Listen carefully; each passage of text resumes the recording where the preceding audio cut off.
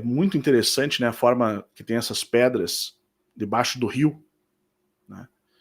Pode ter ali uma civilização, de fato, muito antiga que tenha feito algo e ficou ali, e hoje a gente tem aquilo como construções naturais, como formação natural. Isso a gente mostra vários casos, né, no canal Além da Nuvem, mas não dá para ter uma certeza olhando assim, né? O ideal seria fazer uma análise em loco, né, no local, tá? Bom, esse daqui é o padre jesuíta Samuel Fritz. Foi ele que documentou, então, né, o tsunami no Amazonas, na verdade um terremoto. Exatamente aonde? Olha só, missionário jesuíta do século XVII que reportou os estragos causados por um terremoto observados por ele no trecho entre as desembocaduras dos rios Urubu e Negro. Mostrei esse artigo, inclusive, no curso, né? Foi um dos artigos que eu mostrei. Ele é um artigo aberto, está aqui no site da Manaus Náutica, né? Tá? Eu mostrei porque está bem interessante. E foi relatado, de fato, que houve um terremoto na região onde atualmente é Manaus. Justamente no Rio Negro com o Rio Urubu. E destruiu tudo, que provavelmente onde ficava o tal lago, né, entre o Brazilian Shield ali e o Guiana Shield. Aqui a gente vê uma imagem, ó. Os círculos vermelhos dessa imagem, deixa eu aumentar aqui, eles representam os epicentros dos dois maiores terremotos, tá? Dos dois maiores tremores registrados no Amazonas, como também o do terremoto de junho de 1690. As duas setas externas representam a direção geral do esforço tectônico na região estudada. Então, a gente tem aqui a região de Itacoatiara, a gente tem Manaus, tá? A gente tem aqui a região do Rio Negro, aqui 1963, tá? E esse aqui, a maior círculo foi o o tremor de terra de 1690, que foi relatado, documentado pelo padre Samuel Fritz. Esse mapa do Rio Amazonas é de Samuel Fritz, viveu de 1654 a 1728, missionário jesuíta que mapeou a bacia do Amazonas. Nascido na província da Boêmia, hoje parte da República Tcheca, tá? Fritz tornou-se o sacerdote em 1673. Então ele foi enviado para Quito, no Equador atualmente, capital do Equador, como atual Equador, né? Como missionário em 1684 e passou os 40 anos seguintes ministrando aos povos nativos do país. Tá? Região do Alto Maranhão. Então ele foi um jesuíta que ficou realmente, teve muito contato. Ele era considerado um santo pelos índios.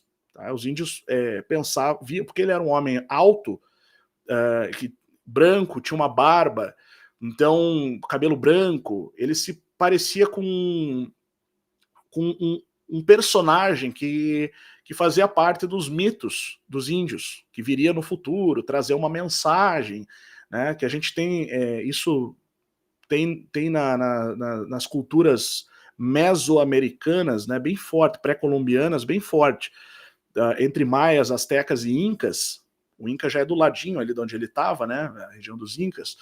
Então, e a gente sabe que os incas, na verdade, tinham trocas culturais e comerciais com os índios da Amazônia, especialmente com uma tribo que habitou muito nessa região, que foram os Aruaques, tá? Os Aruaques que usavam utensílios de ouro, né? E eram muito visados pelos caçadores de riquezas e pessoas que buscavam ouro naquela época, porque eles usavam o ouro como enfeites, placas de ouro penduradas embaixo no pescoço, né, com cordões e a placa de ouro. Então, enfim, então ele ministrou por 40 anos, tá? Ele viveu lá de fato. E ele era tido como como um homem até com uma divindade por alguns índios. Então ele tinha que explicar, era algo assim, ele realmente viveu com os índios, viajava muito nas tribos, né? Ele chegou a ser preso uma época pelo governo português porque ele estava em território que era do domínio dos portugueses, né? Havia uma certa disputa ainda na região ali do Rio Amazonas. A gente sabe que o Tratado de Tordesilhas, ele começa com um pedacinho só do Brasil, né? Se você vai olhar o tratado, é só um pedacinho do Brasil, a ponta, né? Aquela ponta que o Brasil sai, a ponta da harpa, eu diria, que pega o Nordeste e tal, até uma região do Sudeste ali, numa linha reta. E depois os portugueses conseguiram alargar esse território. O Samuel Fritz, nessa época, então, ele chegou a ser preso pelo governo de Portugal por defender os índios. Numa época que, assim, eles estavam levando os índios para morar nas cidades, para trabalhar nas cidades. E ele se coloca na frente numa situação. Ele estava passando alguns dias, eu li esse relato do Samuel Fritz, né, escrito por ele mesmo, tem os relatos dele, inclusive, quando ele vai preso. E quando ele está preso é que vai acontecer aquele terremoto de 1690. Ele está preso ali perto, ele está... Agora eu não me lembro se é no Maranhão ou no Pará, no atual Maranhão ou atual Pará, quando... Porque o Maranhão também foi uma capitania muito importante, né? Foi um território que era como se fosse um estado, né? Da época, as capitanias hereditárias, enfim. Então, existia o Maranhão era enorme, era muito maior do que é hoje. Então ele estava num desses centros, estava na capital, lá preso, por isso, porque ele não quis aceitar que levassem os índios numa situação dessa.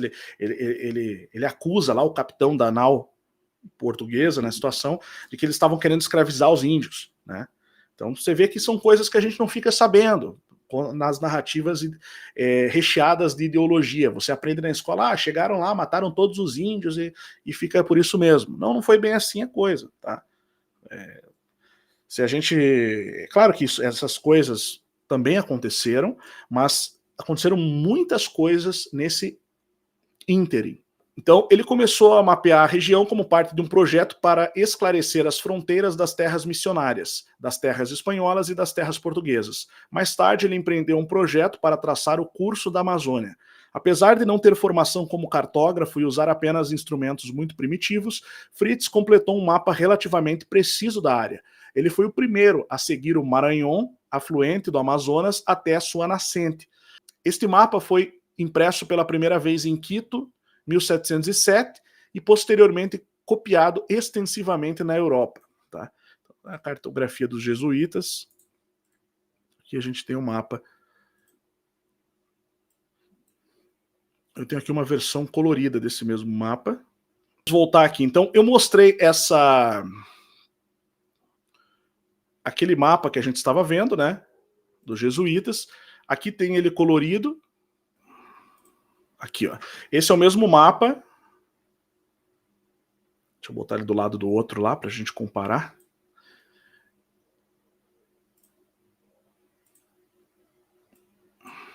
Esse aqui é um mapa do Samuel Fritz. Na verdade, ele fez mais de um mapa, tá? Mas é o mesmo. Ó. Você pode ver que, diferente daquele outro Lago Parima que nós vimos, esse Lago Parima ele aparece bem quadrado aqui. Tá? Ó, o lago aqui, entre o rio Amazonas embaixo e o rio Orinoco em cima. Acho que deu para ver legal, né? Aqui também é o mesmo mapa. Tá um pouquinho mais... Esse aqui é um intermediário de cor, né? Esse aqui tá numa qualidade boa pra gente ver. Então ele mapeou mesmo a região, tá? E fez ali, tá ali o lago. Bom, tudo nessa região, né? Tudo por aqui. Você vê que é bem detalhado o mapa, né? Tem uma notícia que eu gostaria de mostrar também, que foi o próprio terremoto documentado, né, pelo Samuel Fritz. Na verdade, esse terremoto já foi comprovado que aconteceu por sismólogos, tá? Ele foi pesquisado e foi provado que, de fato, ele aconteceu. Tá? Então, o que o padre Samuel Fritz relatou nessa ocasião isso, está até dentro de uma aula isso. Olha, está organizado dessa forma, né? Pré-história e Brasil dos Fenícios, o módulo 1, a gente já chegou a 120 aulas, tá? Aí depois vem o módulo 2, o Brasil dos Hebreus, de Ofir a Salomão, que é onde a gente vai começar a entrar agora no assunto, só quero concluir essa parte. E então a gente vai ter aqui o módulo 3, o Brasil português, uma nação templária, tá? Então, depois tem o módulo 4 ainda e os bônus, né?